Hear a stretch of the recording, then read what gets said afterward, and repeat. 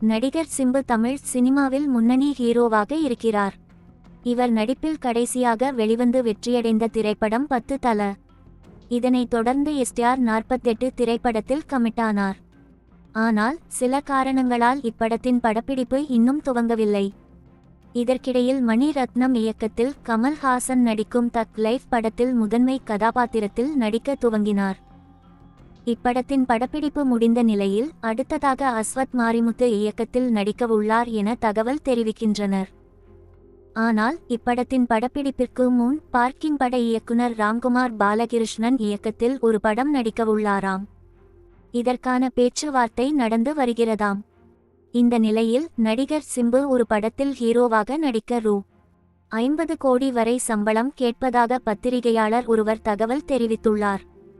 சிம்பு கேட்கும் சம்பளம் தயாரிப்பாளருக்கு பெரும் அதிர்ச்சியை ஏற்படுத்தியுள்ளதாம்.